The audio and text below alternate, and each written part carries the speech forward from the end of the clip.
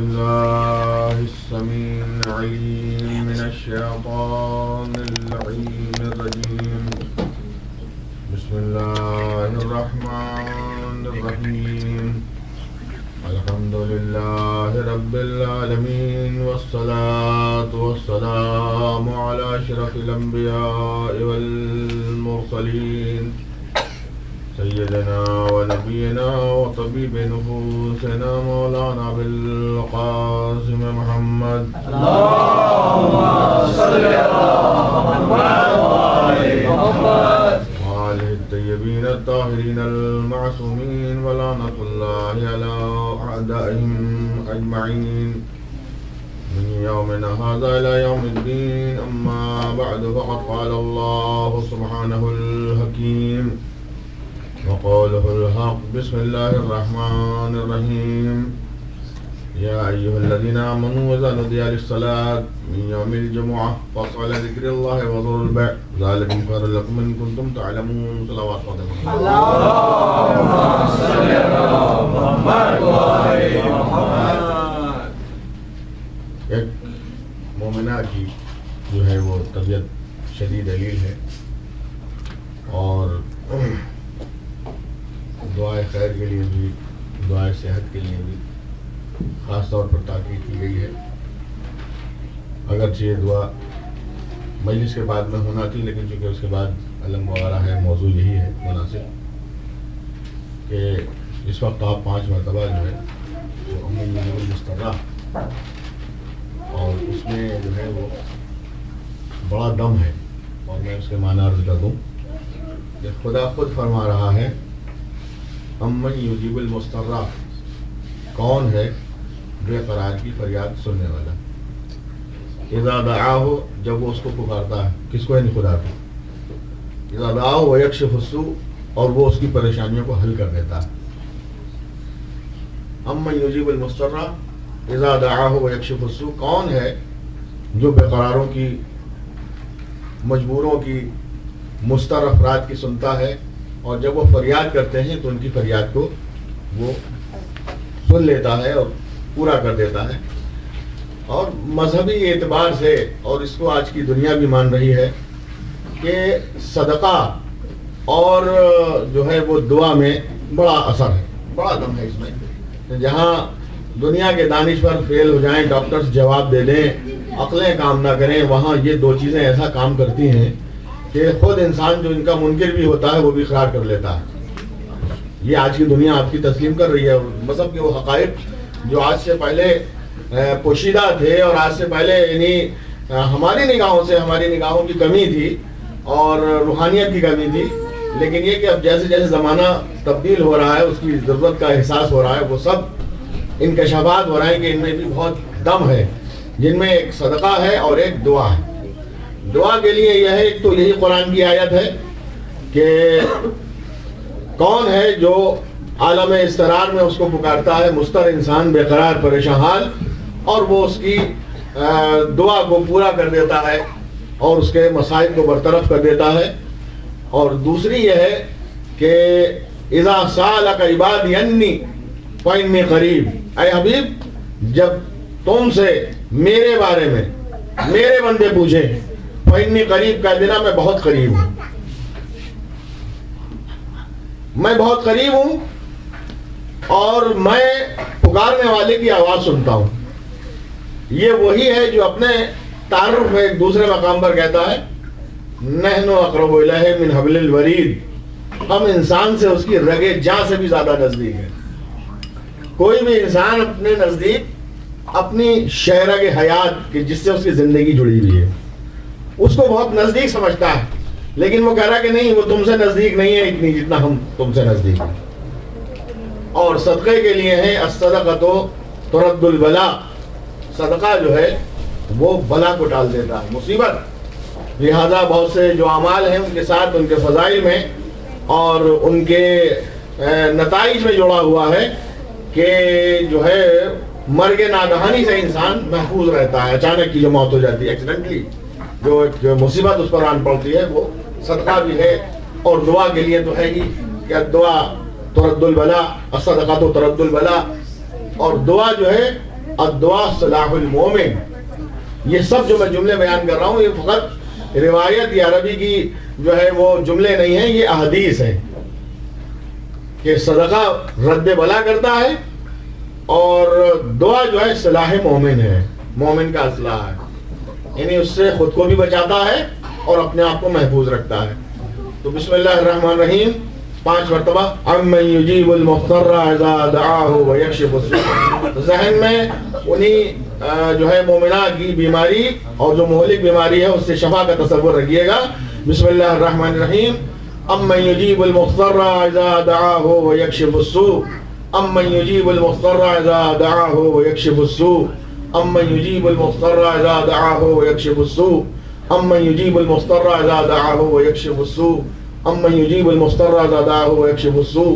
پروردگارا اس مومنہ کو صحت کاملہ اور عاجلہ عنایت فرما اور جلد از جلد شفا عنایت فرما، تاکہ جو متعلقین اور اہل خانہ یہاں اور وطن میں جہاں بھی ان کے صحت یابی کا منتظر ہیں ان کو خوشحالی فراہم ہو.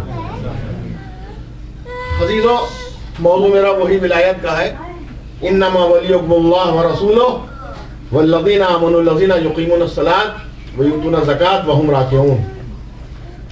اس میں ولایت کا یہ ذکر ہے کہ بے شک تمہارا ولی اللہ ہے، اس کا رسول ہے، اور وہ لوگ جو قیام نماز کرتے ہیں اور حالت رکوع میں زکوٰۃ دیتے ہیں.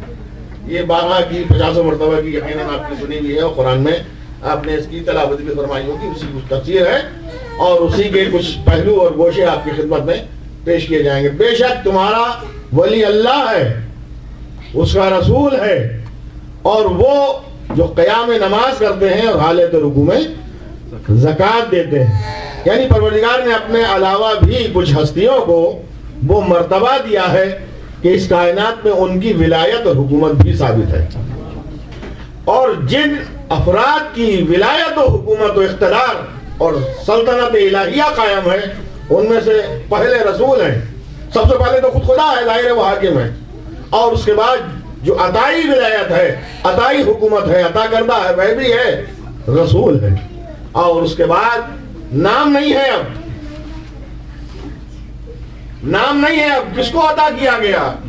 کون ہے ولی؟ کون ہے سرپرست مومنین کا؟ کون ہے حاکم؟ اب ارشاد ہوتا ہے کہ وہ جو قیام نماز کرتے ہیں اور حالت رکوع میں زکوٰۃ دیتے ہیں. اب میں اس کے بعد کے پہلو بعد میں پڑھوں گا. تو پروردگار نے جو ولی ہونے کے فائدے بتلائے تھے اور غرض بتلائی تھی آیت الکرسی کے اندر، وہ یہی ہے کہ اللہ ولی الذین آمنوا یخرجہم من الظلمات الی النور. اللہ ولی ہے ان لوگوں کا جن کو وہ نکالتا ہے ظلمات سے، تاریکی سے نور کی طرف. تو اب اللہ نے ولی ہونے کے معنی تو بتلا دیے، اور اب یہی معنی ان پر بھی فٹ کر لیجئے جن کو ولایت اس نے اپنی طرف سے دی ہے کہ اللہ جو ہے ولی ہے ان لوگوں کا جن کو نکالتا ہے ظلمات سے، تاریکی سے، اندھیرے سے. اور عزیزو، یہ فقط وہ اندھیرا نہیں ہے کہ لائٹ گل کر دیجئے اور اندھیرا ہو جائے. یہ وہ تاریکی نہیں ہے، یہ وہ ظلمت نہیں ہے. ظلمت میں بہت سے معنی ہوں گے. گناہ بھی ظلمت ہے، گناہ بھی ظلمت ہے. نجاست کی زندگی بھی ظلمت ہے، ظلم کی زندگی بھی ظلمت ہے. تو اب اس کے در سے جو وابستہ ہو جائے، ظلم کرنا بھی چھوڑ دے، ظلمت سے عدل و انصاف کی طرف آ جائے، گناہوں کی تاریکی سے انصاف کی طرف آ جائے، اور جو آلودگیاں ہیں اس کے اندر، اس کے کیریکٹر میں، اس کے وجود میں، وہ سب لے آتی ہیں. اس کو پاک کرنے کے بعد ولایت ہے جو اس کو پاک کر دیتی ہے. وہ اللہ کی ولایت ہے، رسول کی ولایت ہے، اور ان کی جو قیام نماز کرتے ہیں. پروردگار نے یہاں پر اب کون جو ہے یہ فریضہ انجام دے گا؟ اللہ نے تو نام دے دیا ہے کہ اللہ کا رسول ہے. ایک وہ ہے جو قیام نماز کرنے والا ہے اور حالت رکوع میں زکوٰۃ دینے والا ہے. یہ قیام نماز کیا ہے؟ دیکھیں، کسی بھی چیز کا پڑھنا اور ہے، اس کا قائم کرنا اور. پڑھنا اور ہے، قیام کرنا اور ہے اس کا. اب آپ دیکھ لیجئے کہ بہت سے شرکاء ہیں جو آتے ہیں اور آتے رہیں گے، لیکن اس عزا کی جو داغ بیل ڈالی وہ اس کے قائم کرنے والے کہلائیں گے، اس کے برپا کرنے والے کہلائیں گے. ٹھیک ہے، آنے والے کے لیے بھی ثواب ہے، آنے والوں کے لیے بھی اجر ہے. اور یہ تو بارگاہ ایسی ہے کہ اس میں دام درم سخن ہے، جو بھی شریک ہوتا ہے اس کو برابر کا اجر ملتا ہے، اس کو برابر کا اجر ملتا ہے. تو عزائے حسین میں شریک ہونا یہ ایک علیحدہ ثواب کا باعث ہے، لیکن اس کے لیے ایسے مقدمات فراہم کرنا جس سے عزائے حسین قائم ہو جائے، یہ قیام عزا کا مطلب ہے. تو اسی طرح سے ادائیگی نماز اور ہے، انسان اپنا ذاتی فریضہ ادا کرتا ہے، انسان اپنے حق میں جو دعا کرتا ہے وہ اور ہے، دوسروں کے لیے دعا کرتا ہے وہ اور ہے. اسی لیے آداب دعا میں بتلایا گیا. دیکھیے یہ اسلام کی اعلیٰ ظرفی ہے اور اس کے نمائندوں کی اعلیٰ ظرفی ہے کہ جب بھی دعا کیجئے تو آداب دعا میں ضروری ہے کہ سب سے پہلے اپنی ذات کا ذکر نہ ہو. جن لوگوں نے دعائیں آپ سے متعلق کی ہیں ان کے لیے کیجئے، ہمسائے کے لیے کیجئے، ضرورت مندوں کے لیے کیجئے، جو آپ سے زیادہ محتاج ہیں ان کے لیے کیجئے. تو اب یہ آداب دعا میں ہے، یہ ہوا آداب دعا. اور ایک ہے شرط دعا. شرط دعا کیا ہے عزیزو؟ ایک ہے صحت نماز، ایک ہے شرط صحت. صحت نماز یہ ہے کہ آپ صحیح نماز پڑھیں، صحیح وضو ہو، صحیح جگہ ہو، صحیح لباس ہو. ٹھیک ہے، یہ ہوئی شرط صحت نماز. یعنی آپ بظاہر دیکھنے کے بعد اپنے دل کو مطمئن کر سکتے ہیں کہ ہم نے پاک لباس پہنا تھا، دوسرے کا مال نہیں تھا، پاک جگہ کھڑے ہو کر نماز پڑھی، کسی غیر کی نہیں تھی، پاک پانی سے وضو کیا، کسی غیر کا نہیں تھا، غصبی نہیں تھا، اور وہ جو ہے سونے چاندی کے برتن میں نہیں تھا جس سے مذہب نے روکا ہے. تو یہ ہوا صحت نماز کی شرط. اور ایک ہے شرط قبولیت، کہ وہ قبول بھی ہو جائے. قبول ہونے کے لیے ضروری ہے کہ ہماری اور آپ کی عبادت ریاکاری سے پاک ہو، دکھاوے سے پاک ہو. اور ایک اہم جز ہے شرط قبولیت عبادت کا، وہ یہ ہے کہ جب معصوم سے پوچھا گیا کہ ہم دعا کیسے کریں تو آپ نے فرمایا کہ دعا سے پہلے بھی محمد و آل محمد پر درود ہو، دعا کے آخر میں بھی محمد و آل محمد پر درود ہو. جب دعا کرو گے تو قبول ہوگی. تو پھر کسی نے فلسفہ پوچھا کہ دیکھو دعا کا اس کا درود کا مطلب کیا ہے؟ درود کا مطلب یہ ہے کہ پروردگار رحمت نازل فرما محمد و آل محمد پر. ہم اپنے لیے تو نہیں کر رہے ہیں، اسی نے حکم دیا ہے کہ اہل ایمان اللہ اور ملائکہ جو ہے درود کس پہ بھیجتے ہیں؟ محمد و آل محمد پر. یہی ہے نا قرآن کے اندر کہ ان اللہ و ملائکتہ یصلون علی النبی یا ایھا الذین آمنوا صلوا علیہ وسلموا تسلیما. بے شک اللہ صلوات پڑھے محمد و آل محمد. بے شک اللہ اور اس کے ملائکہ درود بھیجتے ہیں، یعنی طلب رحمت ہے. طلب رحمت کرتے ہیں کس کے لیے؟ محمد و آل محمد پر. اے صاحبان ایمان تم بھی جو ہے درود بھیجو. یہ عزیزوں ایک ایسا پہلو ہے کہ کسی عبادت میں نہیں ملے گا کہ مومنین نماز پڑھتے ہیں تو خدا بھی نماز پڑھ رہا. کہیں ہے؟ کسی عبادت میں نہیں ہے کہ مومنین حج کو جاتے ہیں خدا بھی ساتھ ہے. کہیں ہے؟ یہ ایک ایسی عبادت ہے کہ مومنین جہاد کر رہے ہیں خدا بھی ان کے ساتھ ہے. نہیں، مومنین صدقہ دے رہے ہیں خدا بھی صدقہ ساتھ میں دے رہا ہے. بس محمد و آل محمد کی درود ایک ایسی عبادت ہے کہ خود بھی درود بھیجتا ہے، ملائکہ بھی درود بھیجتے ہیں، اور اس کے مومنین سے بھی تقاضا ہے کہ تم درود بھیجو. اللہم صلی علی محمد و آل نعرہ حیدری یا علی. اس سے بہتر بابا سے بلند درود پڑھتے محمد و آل محمد.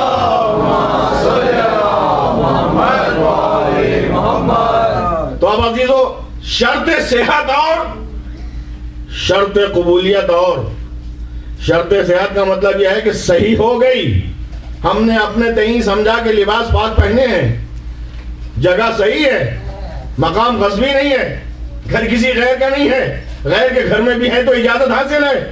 یہ ہوئی شرط صحت. اور ایک ہے دعا کی شرط قبولیت. شرط قبولیت میں یہی ہے، معصوم نے فرمایا کہ اول و آخر میں درود ہونا چاہیے. اور اس کا فلسفہ یہ بتلایا کہ دیکھیے وہی کہ جب اللہ نے حکم دیا ہے کہ میں بھی درود بھیجتا ہوں ان پر، میرے ملائکہ بھی، تم بھی درود بھیجو. تو جب وہ ہمیں حکم دے رہا ہے, ہم اس کے حکم کی تعمیل کر رہے ہیں, تو اب کوئی وجہ نہیں ہے کہ قبول نہ ہو. اب کوئی وجہ نہیں ہے کہ ان پر درود قبول نہ ہو. معصوم نے فرمایا کہ تمہاری دعا کی قبولیت کی ضمانت یہ ہے کہ جب اول میں بھی درود ہو, آخر میں بھی درود ہو, تو خدا کو حیا محسوس ہوتی ہے کہ اول و آخر کی درود قبول کر لے, تمہاری دعا قبول نہ کرے. یہ ہے مدعا دعا. صلوات پڑھ دے محمد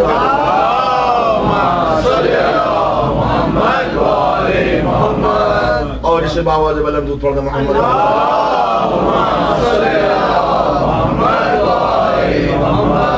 آج دن میں کہیں آپ حضرات مجلس میں تو نئی شرکت فرما کے تشریف لائے ہیں, کہیں تھی کیا؟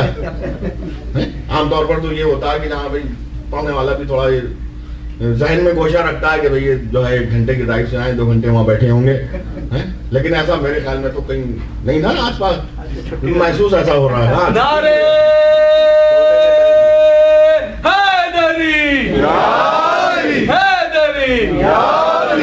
اور یہ چھٹی جو ہے یہ بڑا سست کر دیتی ہے. شیخ مرتضی انصاری جو آج سے سن 1280 ہجری میں گزرے ہیں, اور جن کی کتاب پڑھے بغیر کوئی مجتہد وہ والا مجتہد نہیں ہو سکتا جو مرجع ہوتا ہے. 2 دن نجف میں چھٹی ہوا کرتی تھی, جمعہ اور جمعرات کی. تو وہ کہتے ہیں کہ ہم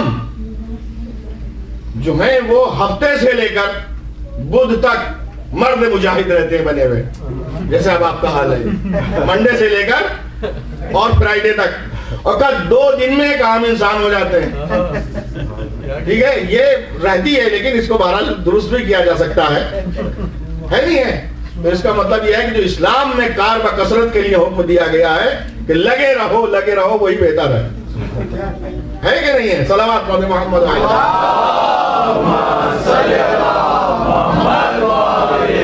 سے بہتر باوا جب لیں دودھ پڑھنے محمد والے.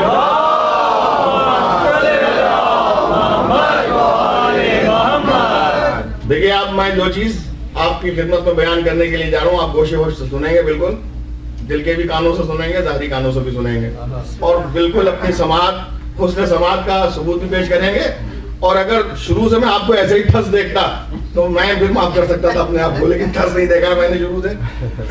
آپ کو بارہ چاقو چوبند دیکھا ہے, اور بالکل میں یہ چاہوں گا کہ آپ جو 2-3 روز کی اور مجلسیں رہ گئی ہیں تو اس میں بھی ولایت کا اعلان کیا. اللہ نے اپنی ولایت کا, رسول کی ولایت کا, اور صاحب ایمان کے لیے وہ کہ جو قیام نماز کرتا ہے حالت رکوع میں زکوٰۃ دیتا ہے. فقط قیام نماز ہی تک باری محدود نہیں ہوئی, بلکہ حالت رکوع میں بھی زکوٰۃ دی گئی. یعنی اس نے اپنی طرف سے ولایت کا ایک جامع تیار کیا کہ دیکھو اگر نام رکھ دیا جائے گا تو آنے والے وقت میں نام لے کر کہیں گے لوگ, نام اگر حقدار کا رکھا تو نکالا جا سکتا ہے, نام ہی کی اگر بات ہے تو کسی دوسرے کا شامل کیا جا سکتا ہے. اب ہم وہ صفات رکھ دیں کہ اپنی ذات میں صفات پیدا کر کے دکھلاؤ کہ قیام نماز کون کرتا ہے اور حالت رکوع میں زکوٰۃ کون دیتا ہے. صلوات پڑھ محمد و آل محمد. اور عزیزو, اس کی یہ حکمت بالغہ الہی ہے کہ اس نے صفات سے کام لیا ہے, اس لیے کہ نام ٹھیک ہے محسوس ہو جائے گا, لیکن صفات وہیں پیدا ہوں گی کہ جہاں انسان پیدا کرنے کی کوشش کرے گا, اور اس کے لیے بڑے نفس کی قربانی دینا پڑتی ہے. تو اس نے تیسرے نمبر پر نام نہیں لیا, شروع 2 ناموں کا ذکر کر دیا. کیوں کہ اللہ کے بارے میں بھی کم از کم مسلمانوں میں تو اختلاف نہیں ہے, کم از کم رسول کے بارے میں تو اختلاف نہیں ہے. جس کے بارے میں اختلاف ہونا تھا اس کا نام نہ لیا, صفات رکھ دیے. صلوات علی محمد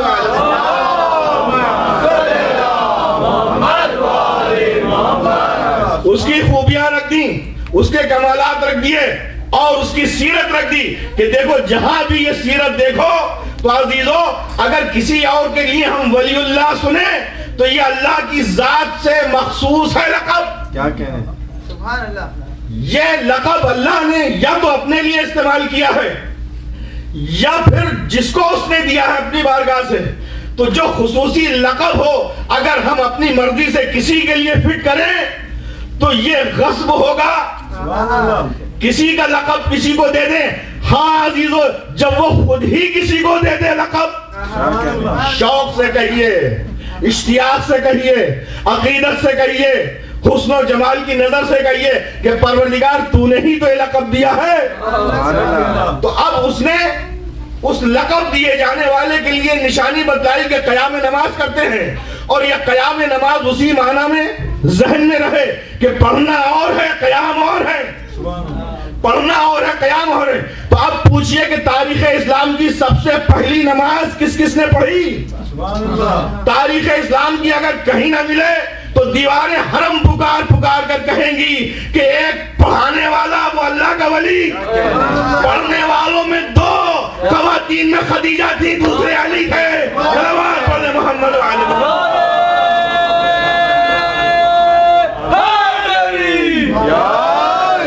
اور سب تدود پڑھتے محمد و آل محمد۔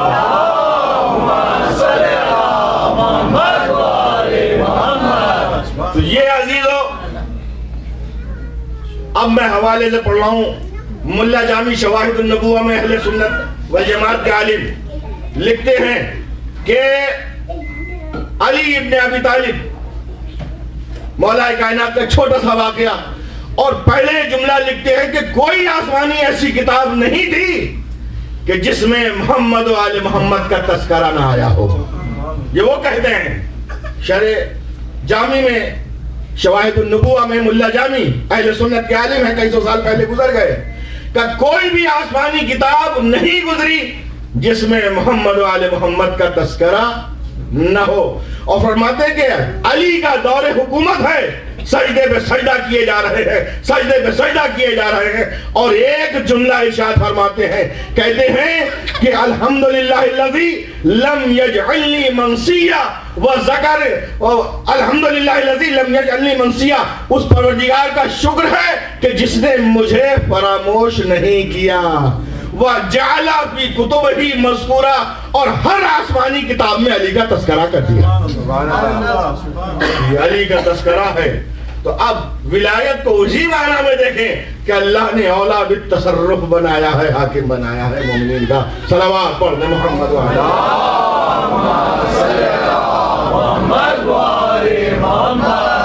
تو اب اگر کوئی یہ کہے کہ بھئی جہاں دو کے نام آ گئے، اللہ کا نام آیا ولایت میں، رسول کا نام آیا، یہ نام بھی اگر آ جاتا،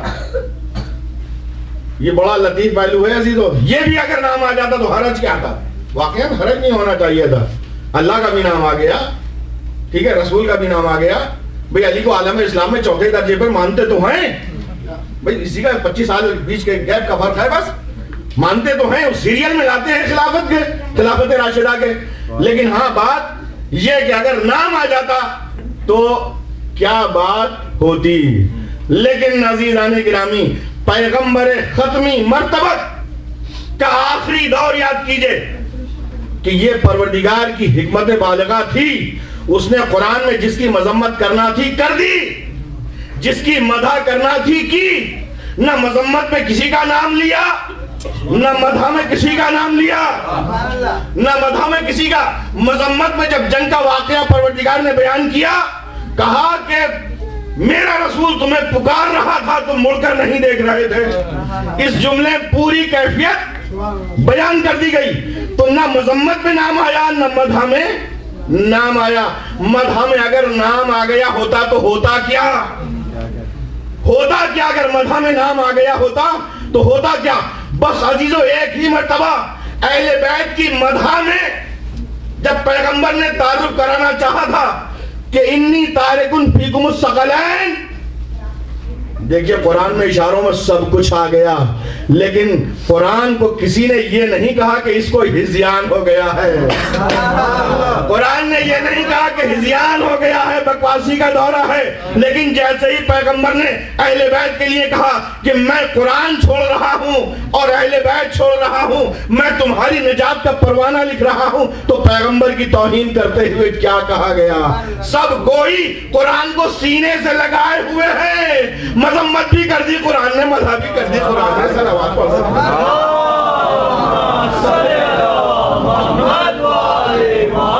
دشمنان اہل بیت پہ لانا، 1 2 3 پہ صلوات پڑھیں محمد و آل محمد پر.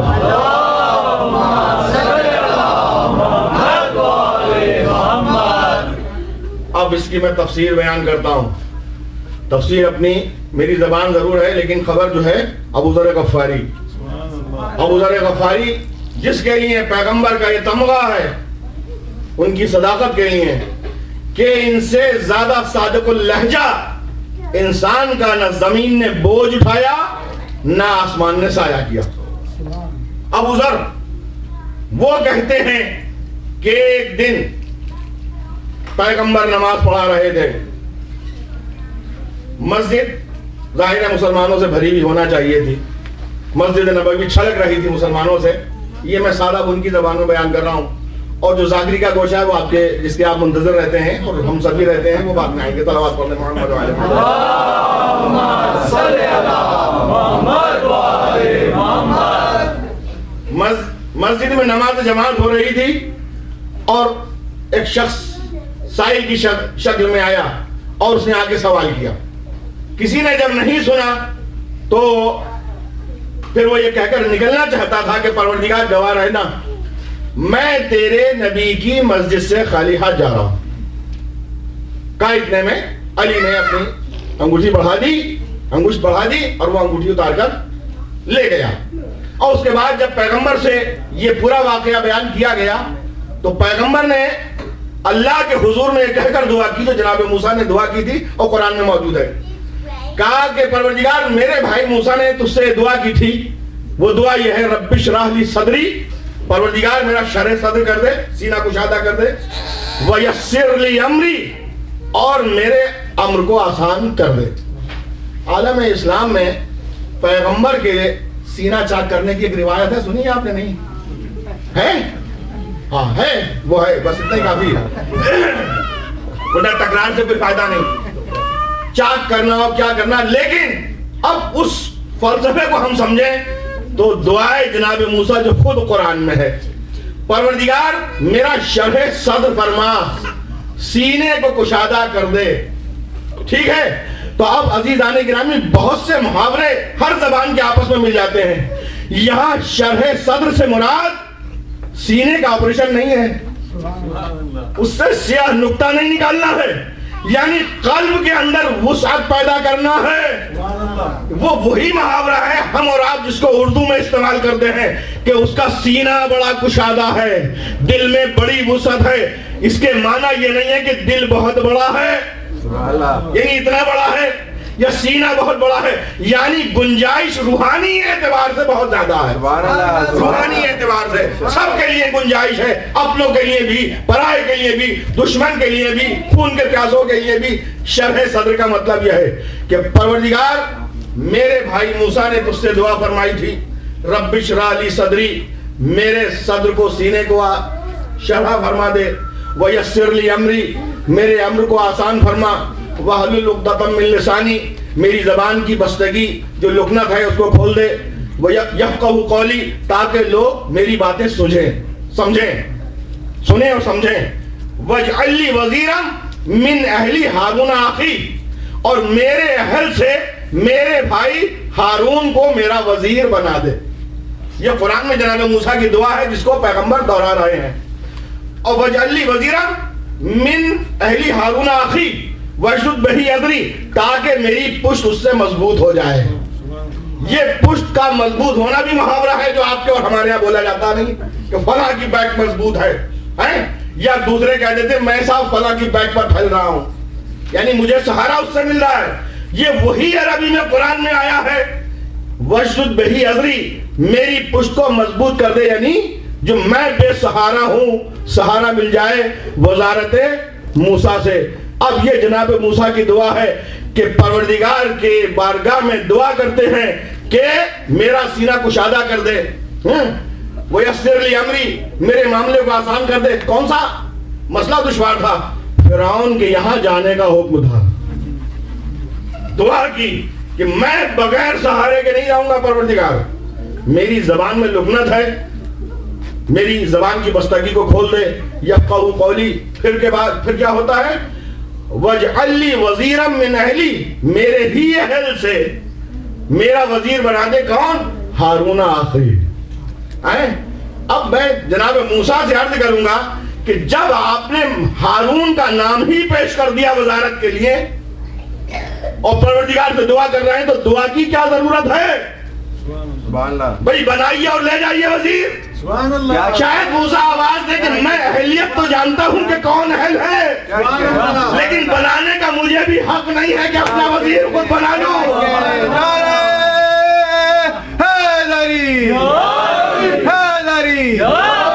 وزارت کا معاملہ ایسا ہے عزیزو, یہ نبی بھی نہیں بنا سکتا. کیا مسلمان یہ قرآن کی آیت نہیں پڑھتے؟ کیا مسلمانوں کی نگاہوں میں وہ چیز نہیں ہے کہ پیغمبر نے اپنی مثال موسیٰ اور ہارون سے دی ہے؟ محمد و آل محمد.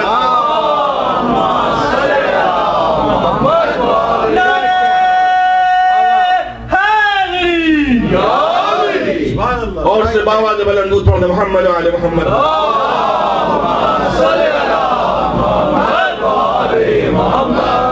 وَاجْعَلْ لِي وَزِيرًا مِّنْ أَهْلِ هَارُونَ أَخِي, میرے ہی اہل سے میرے بھائی ہارون کو میرا وزیر بنا دے. تو موسیٰ جیسا اولو العزم یہ اختیارات نہیں رکھتا, بس اگر رکھتا ہے تو دعا کرنے کا حق رکھتا ہے. اور چونکہ موسیٰ ہے تو صلاحیت بھی جانتے ہیں کہ میرے وزیر بننے کی لیاقت کس کے اندر ہے, صلاحیت کس کے اندر ہے, کون ایسا باضرب ہے جو اس بڑی ذمہ داری کو ادا کر سکتا ہے. عزیزان گرامی, یہی وجہ تھی. موسیٰ فقط نام پیش کر سکتے تھے, لیکن جو فخر موسیٰ تھا وہ دعوت ذوالہ شیرہ میں اعلان وزارت بھی کر سکتا تھا. صلوات پڑھ لے محمد.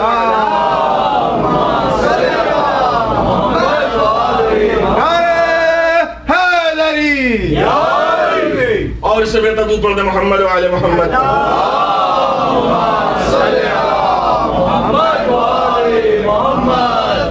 سبحان اللہ. سبحان اللہ. وزارت کے لیے نام جناب موسیٰ پیش کر رہے ہیں. یہ قرآن کہہ رہا ہے, پوری عبارت ہے, پوری آیت ہے, اور اس میں سر شادر میرا سینہ کشادہ فرما دے. میری زبان کی بستگی جو لکنت پیدا ہو گئی تھی, جل جانے تھے فرعون کے دربار میں, وہ جو انگارے کا واقعہ ہے آگ کا, کچھ نہ اثر تو ہونا چاہیے تھا نا, کچھ نہ کچھ. یفقہوا قولی, تاکہ میری بات سمجھیں. پھر وَاجْعَلْ لِي وَزِيرًا مِّنْ أَهْلِ هَارُونَ أَخِي, میرے اہل سے میرے بھائی ہارون کو میرا وزیر بنا دے. دیکھیں ساری شرطیں ہیں, میرے ہی اہل سے ہے, میرے ہی اہل سے ہے, میرا بھائی ہے, میرا وزیر ہے. سبحان اللہ. اور پھر یہ وزیر ہوتا کس لیے ہے؟ وَشْدُدْ بِهِ أَزْرِي, میری پشت کو ان سے مضبوط بنا دے. تو وزیر جو ہے پشت پناہی کا کام کرتا ہے. دیکھ لیجئے ساری جنگوں میں کوئی ایسی جنگ نہیں تھی جہاں علی پیش نہ ہو, کوئی ایسا معاملہ نہ تھا کہ جہاں علی نظر نہ ہو کر نظر آتے ہو. صلوات پڑھ دے محمد و آل محمد. ہر جگہ, ہر مقام پر, ہر مرحلے میں علی نظر آ رہے ہیں. اور دوسروں کو بھی موقع دیا جاتا تھا, لیکن کیا کریں, صلاحیت ہی نہیں تھی. موقع تو دوسروں کا بھی دیا جاتا تھا. جنگ احد نہیں ہے کیا, ادھر سے آیا ادھر سے. اور وہ جو ہے اس نے اتنی جسارت کی کہ جو خندق بنائی گئی تھی جس میں پانی یا آگ بھر دی جاتی ہے کہ دشمن نہ آ جائے. آپ نے دیکھا ہوگا جو یہ شاہی قلعے ہوتے ہیں ان کے چاروں طرف کافی خندق کی جگہ چھٹی ہوئی ہوتی ہے. وہ اس مقصد سے ہوتی تھی کہ غنیم دشمن کا حملہ نہ ہو جائے, اس میں پانی بھر دیں, آگ بھر دیں. تو پیغمبر نے بھی جب جنگ خندق ہونا تھی تو سلمان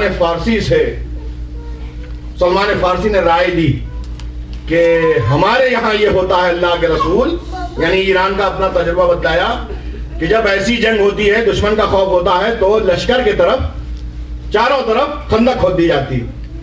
تو پیغمبر نے انہی کے مشورے پر عمل کیا, جناب سلمان فارسی کے خندق کھودنے کا حکم دیا. وہ خندق کھودی گئی. یہ جو تھے اپنی ایمانی طاقت سے اتنے قوی تھے کہ ایک عام انسان کے 10 گنا کام کرتے تھے. کون؟ سلمان فارسی. اور پیغمبر نے کیا یہ کہ ہر ایک مسلمان کو جگہ دے دی کہ وہ ذرا کہلاتا کہ آپ اتنے ہاتھ کھودیں گے، آپ اتنے ہاتھ کھودیں گے، تو جو ہے وہ ہر ایک پھر یہ کہہ رہا تھا السلمان منا، ہمیں دے دیجئے سلمان کو، کیونکہ کام چور تھے نا، ہمارے ساتھ شامل ہو جائیں، کام یہ کریں گے نام ہمارا ہوگا۔ وہ خیر خندق کھود گئی، کیا ہوا؟ لیکن پھر پیغمبر نے کیا فرمایا؟ ہر ایک ادھر سے کہہ رہا تھا سلمان منا، ہمیں قرار دے دیجئے، ہم سے دے دیجئے، ہمارا شریک بنا دیجئے۔ پیغمبر نے کیا فرمایا؟ السلمان منا اہل البیت، سلمان ہم اہل بیت میں سے ہیں، یعنی اہل بیت میں سے ہونا، فقط اہل بیت میں سے ہونا یہ دلیل نہیں ہے کہ گھر میں پیدا ہو کر اہل بیت میں شامل ہو جائیں، بلکہ عمل کی تاثیر ایسی ہونا چاہیے کہ پیغمبر کہیں کہ ہم اہل بیت میں سے، عمل بتلا رہا تھا، عمل بول رہا تھا ان کا۔ اور اب میں آپ ہی کے وطن کے عالی جناب مرحوم مفتی جعفر حسین صاحب نے سیرت امیر المومنین لکھی ہے، اور اس میں جب جنگ خندق کا واقعہ لکھا ہے کہ وہ آ گیا تھا کون؟ عمرو ابن عبد ود، خندق کے بعد باوجود آ گیا تھا۔ وہ لکھتے ہیں کہ ایک جگہ سے خندق کا دہانہ جو تھا، مثال کے طور پر وہ چل رہی تھی شروع سے آخر تک 10 فٹ چوڑی، ٹھیک، ایک کسی مقام سے تنگ تھا، وہ وہاں سے گھوڑا کدا کر آ گیا، یہ فیکٹ ہے، حقیقت۔ لیکن جو وہی بات جو میں نے عرض کی کہ آپ یہ چیزیں سن لیں پھر اس کے بعد ذاکری سنیں، تو وہ خود لکھتے ہیں کہ جس جگہ سے خندق کا دہانہ تنگ تھا اس کو موقع مل گیا، گھوڑا پھندا کر کدا کر آ گیا۔ اب وہ اس میں لکھتے ہیں کہ یقیناً یہ جگہ کسی تنگ دل مسلمان نے کھودی سی۔ یہ وہ لکھ رہے ہیں، دیکھئے کہ میری طرف سے کچھ ہے، وہ آپ دیکھ سکتے ہیں سیرت امیر المومنین میں ہے کہ یقیناً کسی تنگ دل مسلمان نے کھودی تھی۔ اب وہ آ گیا وہاں، اور آنے کے بعد میں پیغمبر کے خیمے میں نیزہ داخل کر کے کہا آئیے بھیجئے، آپ کا عقیدہ، آپ کا اعتقاد، آپ کا نظریہ یہ ہے کہ جو میدان میں کسی کو قتل کر دیتا ہے تو غازی ہو جاتا ہے، خود مارا جاتا ہے تو مجاہد ہو جاتا ہے، ٹھیک ہے۔ اب دیکھیں میں نے اس لیے شروع کی تھی، میں اس چیز کو ذہن میں لے کے نہیں آیا تھا، مگر چونکہ ایک جملہ آ گیا تھا اس میں ساری تفصیلات کا اضافہ ہو گیا۔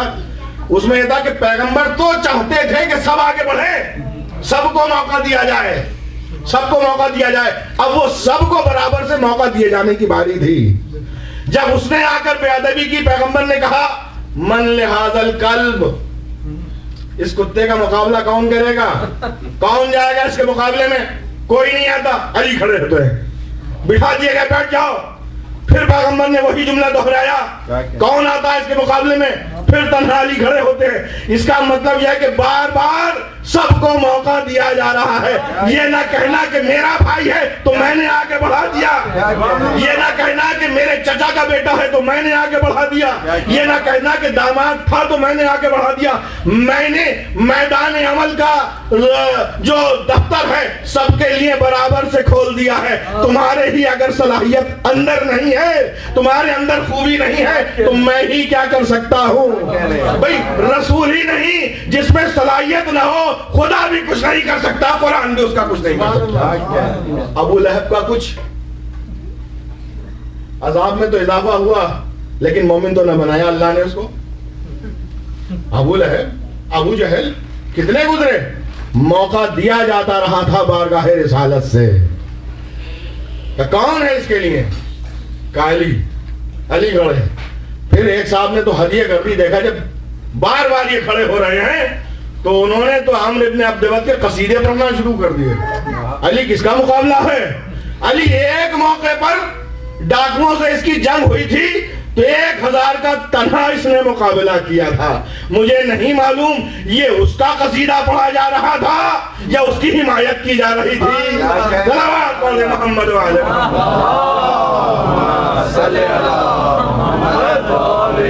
لیکن یہ سب آپ کو جملے تاریخ کے دامن میں ملیں گے۔ تاریخ سے میری مراد یہ ہوتی ہے کامن کتابیں ہیں، سب کے یہاں مل جائیں گی۔ ہمارے یہاں فقہ پہ زیادہ زور دیا گیا، اصول پر زیادہ زور دیا گیا، تفسیر پر زیادہ۔ تاریخ تو ہم نے دوسروں سے لی ہے، تاریخ تو دوسروں ہی سے ہے، اسی کے حوالے بھی دیتے ہیں۔ تفسیر چونکہ دین بگڑتا ہے اس سے، صحیح تفسیر نہیں ہو تو غلط تفسیر ہونے سے دین بگڑتا ہے، عقائد غلط ہو تو ان سے دین بگڑتا ہے. عقائد و تفسیر شروع سے ہمارے یہاں معصومین سے لی جاتی رہی. تاریخ ہم نے دوسروں سے لی ہے اور دوسروں کی تاریخ پڑھتے ہیں. ٹھیک ہے، یہ تاریخ تو اب اس میں سے جو ہمارے عقائد کے اعتبار سے، ہمارے اصول کے اعتبار سے، یعنی اگر رسول کی توہین نہیں ہو رہی تو وہ لیتے ہیں چیزیں، اس کو بیان کرتے ہیں. صلوات پڑھتے ہیں محمد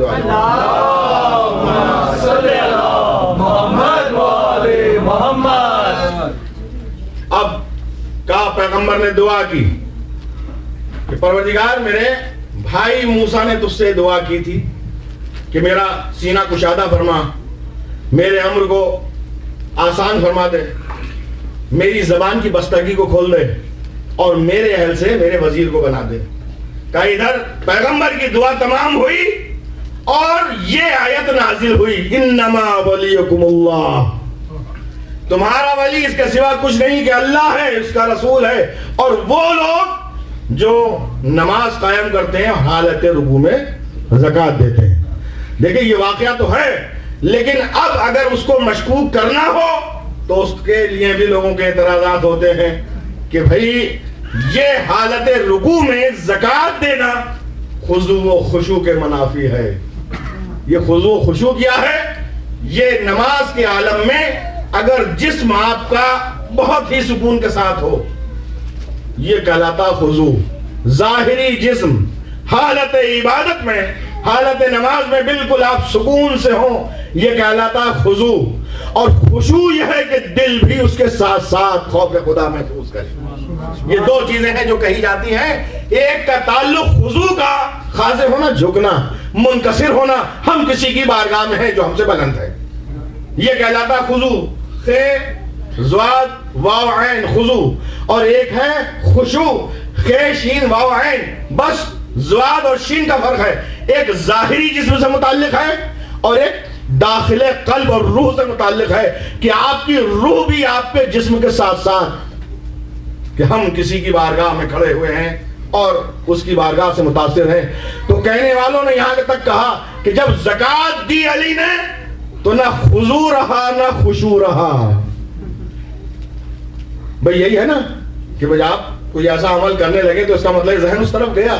لہذا ہمارے یہاں یہ فقہی مسائل میں ہے کہ کوئی اگر انگلیاں چٹکانے لگے نماز کی حالت میں تو وہ فعل کثیر کہا جاتا ہے. ایک قدم آگے بڑھ جائے بلا سبب تو وہ فعل کثیر نماز اس کی ختم ہو جائے گی. یا مثال کے طور پر کان میں جو ہے کھجانا شروع کر دیا، یہ فعل کثیر ہے، نماز تو نہیں جائے گی لیکن یہ مکروہ ہے عبادت کے اندر. تو اب علی کے لیے اعتراض، مولا کے لیے اعتراض کہ فعل کثیر تھا، یہ پھر ہوئی کیسے؟ اب اس کا جواب سن لیجیے عزیزو. دیکھیے، اور وہ دلیل بھی دیتے ہیں کہ جو علی عبادت میں اس طرح سے منہمک ہو جائے کہ میدان جنگ کا لگا ہوا تیر عام حالات میں نکالا جائے تو تکلیف کا احساس ہو. اور پیغمبر فرمائے کہ جب یہ حالت نماز میں جائیں تو نکال لیجئے، اور ایسا ہوا، ایسا ہوا. اب عزیزو اس کا جواب یہ ہے عزیزان گرامی کہ دیکھیے کہ جب نماز ہو رہی ہے تو اس کے لیے حکم یہ ہے کہ سب سے پہلی جو صف میں ہو اہل فضل حضرات ہوں. آداب نماز میں یہ ہے کہ سب سے پہلے پیش نماز کے بعد، پیش امام کے بعد صاحبان فضیلت ہوں. اور اگر وہاں علماء بھی ہیں موجود مجمع میں تو علماء ہوں، صاحب شرف ہوں، اور بچے ذرا کنارے پر، دور نہیں، نابالغ بچے بالکل کنارے پر ہوں تاکہ ان کی وجہ سے دوسروں کی نماز پر فرق نہ پڑے. اب یہ جملہ میں یہیں چھوڑتا ہوں. اب جناب علی جب ہم پڑھتے ہیں نماز کے اندر شروع کہاں سے کرتے ہیں؟ بسم اللہ الرحمن الرحیم، الحمدللہ رب العالمین کہتے نہیں؟ تمام تعریف اس اللہ کے لیے ہیں جو عالمین کا پروردگار. یہاں تک بندہ پروردگار کو غائب سمجھ رہا کہ نہیں؟ تمام تعریفیں اس پروردگار کے لیے ہیں. لفظ اس وہی استعمال کرتا ہے کہ جہاں غائب تصور کرتا ہے. الحمدللہ رب العالمین، تمام تعریفیں، بس یہ غور سے سن لیجیے گا، حاضر مجلس ہے. الحمدللہ رب العالمین، تمام تعریفیں اس پروردگار کے لیے ہیں جو عالمین کا رب ہے، مالک ہے. الرحمن الرحیم، رحمان بھی ہے، رحیم بھی ہے. مالکی یوم الدین، روز جزا کا مالک ہے. یہاں تک 3-4 آیتیں پڑھی، پروردگار کو غائب تصور کر رہا تھا، لیکن جیسے ہی کہا ایاک نعبد و ایاک نستعین، میں تیری ہی عبادت کرتا ہوں، اب کیا ہو گیا؟ اب یہ حاضر تصور کر رہا ہے، یعنی جیسے جیسے منزل نماز کی آگے جا رہی ہے ویسے ویسے پروردگار سے قربت بڑھ رہی ہے، قربت بڑھ رہی ہے۔ اب رکوع میں آیا سبحان ربی العظیم و بحمدہ، اور جیسے ہی ایک قدم آگے بڑھا وہاں کہا تھا عظیم، اور وہاں کہا سبحان ربی الاعلی و بحمدہ، عظیم سے ڈگری اعلیٰ بڑھ گئی ہے، پہلے غائب پھر حاضر تصور کیا، رکوع میں آیا سبحان ربی العظیم، صرف عظیم کہا، تسبیح کرتا ہوں پاکیزگی عظیم کی، جیسے ہی سجدے میں گیا کہا سبحان ربی الاعلی و بحمدہ، پاکیزہ ذات ہے جو بلند ہے عالی ہے، یعنی جتنا جتنا یہ اپنے آپ کو اس کی بارگاہ میں جھکاتا گیا پروردگار بلند کرتا چلا گیا۔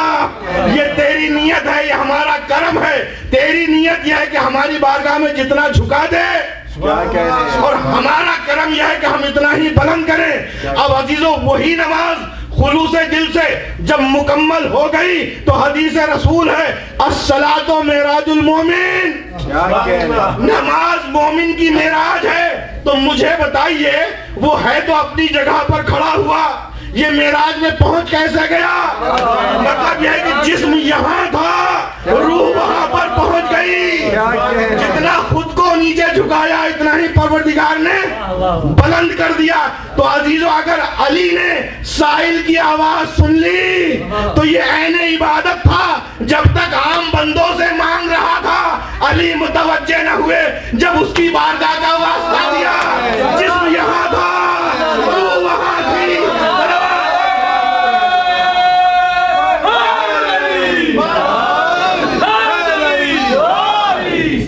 محمد والے محمد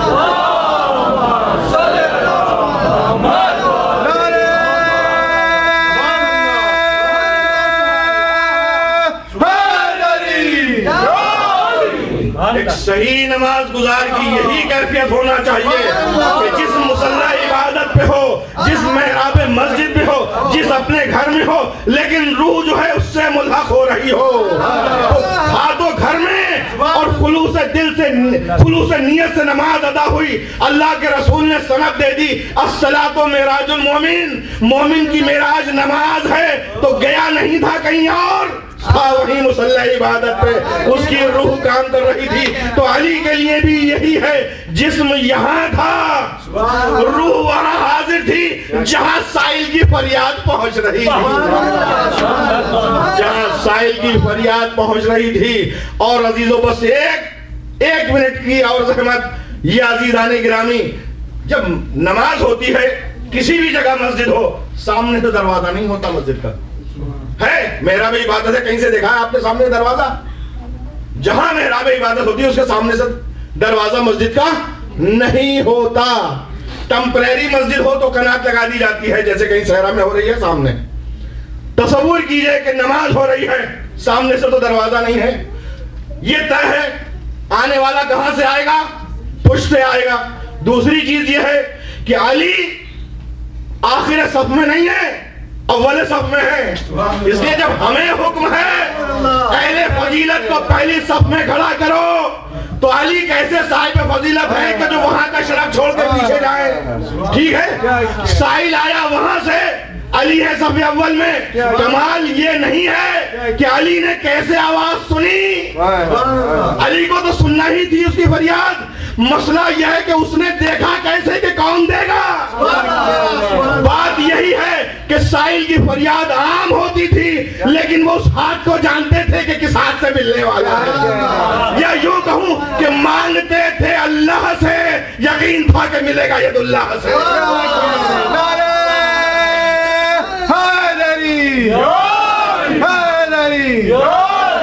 اور جب سائل وہاں کا تھا تو اپنی بات کو پورا کرنے کے لیے سالک مرحوم کا یہ شعر کہ سائل بھی جانتا تھا صاحب معرفت تھا، معمولی نہیں تھا۔ کہتے ہیں سالک مرحوم بے صدا ہے دل مگر نقشے کفے پا دیکھ کر، بے صدا ہے دل مگر نقشے کفے پا دیکھ کر، ایسے بھی در ہیں کہیں جن پر کوئی سائل نہ تھا، ایسے بھی در ہیں جہاں کوئی سائل نظر نہیں آتا، اور جہاں نقش قدم کسی کے نظر آئے کہ یہاں پر اپنے بھی آ کر مان کر گئے ہیں، دشمن بھی مان کر گئے ہیں، یہاں خون کے پیاسوں کو بھی خیرات ملی ہے، اسی دروازے پہ جا کر مان۔ تو یہ در ہے، یہ در اہلی ہے جہاں سے ہر ایک کو بھیک ملتی ہے، اور یہ ان کے شرف کی وجہ سے، ان کی قربانیوں کی وجہ سے، اور دین کی حفاظت کی وجہ سے۔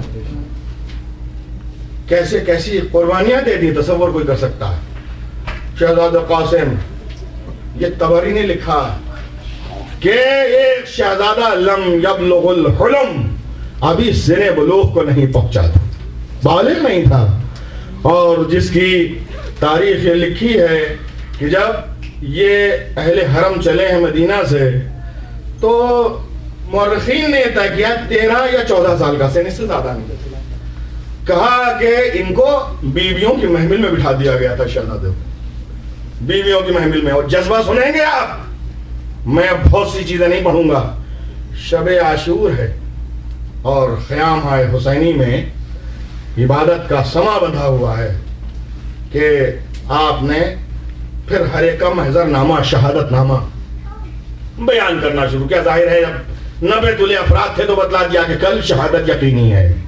میں نے بہت سی تفصیلات کو خلاصہ کر دیا ان جملوں میں، تو ایک مرتبہ ہر ایک کا مقام بتلایا۔ جو اللہ کا ولی ہوتا ہے، امام ہوتا ہے، اس میں سب روشن ہوتا ہے، اللہ کا دیا ہوا علم کہ حبیب ان انگلیوں کے درمیان دیکھو یہ تمہارا مقام ہے، زہیر ابن قین یہ تمہارا مقام ہے جنت کی، اور سب کا محضر نامہ بتا دیا۔ تو بس ایک یہی شہزادہ رہ گیا، جناب قاسم۔ نام نہیں آیا جناب قاسم کا اپنے چچا کے زبان پر، فوراً کھڑے ہوئے، اور دیکھیں غیرت محسوس کیجئے گا کہ شہزادے کی کتنی غیرت تھی۔ 13 یا 14 سال سے زیادہ کا سن کسی نے نہیں لکھا ہے۔ پوچھا چچا سے کہ کیا ہمارا جو ہے وہ محضر نامے میں نام نہیں ہے، شہادت نامے میں؟ یہ بہادری دیکھیے کہ لوگ شہادت اور اس سے ڈرتے ہیں، یہاں اصرار ہے کہ کیا میرا نام نہیں ہے؟ تو اب جو حسین ہر ایک کا امتحان لے چکا ہو وہ بھتیجے کا بھی لیتا ہے کہ بتاؤ کیف الموت عندک، تمہارے نزدیک موت کیسی ہے؟ فرمایا بحبک احلی من العسل، چچا آپ کی محبت میں شہد سے زیادہ میٹھی ہے۔ موت کا کوئی مزہ نہیں بتایا، موت کا کوئی مزہ نہیں بتاتا، اس گھر نے بتایا مزہ کیا ہے۔ بڑے نے نہیں، بچے نے بتایا کہ جس کے لیے تاریخ لکھ رہی ہے کہ نابالغ بچہ تھا۔ بحبک احلی من العسل، آپ کی محبت میں شہد سے زیادہ میٹھی ہے۔ تو کہا، پھر مولا نے کہا جب یقین ہو گیا کہ امتحان میں کامیاب، یہ جملہ سن لیجئے گا انشاءاللہ، کوئی آنکھ نہیں ہے جو روئے نہیں، تو امام نے کہا بیٹا کل کی جنگ عام جنگ نہیں ہوگی، تمہارا چھوٹا بھائی علی اصغر بھی شہید ہوگا، علی اصغر بھی شہید ہوگا۔ اب مسئلہ غیرت کا آ گیا، دیکھیے اب جب تک اپنی شہادت کی خبر سنی تو ظاہر ہے چاہتے تھے دل سے کہ مجھے شہید ہونا ہے، کوشش ہوئی، لیکن جب علی اصغر کا نام سنا تو فوراً کہا کہ چچا کیا دشمن خیموں میں آ کر شہید کریں گے میرے بھائی کو، علی اصغر کو؟ اس لیے کہ قاسم سوچ نہیں سکتے تھے کہ علی اصغر کو ایسے لے جایا جائے گا، کہ کیا چچا ان ظالموں کی اتنی جرأت و ہمت ہو جائے گی کہ خیموں میں آ کر شہید کریں گے؟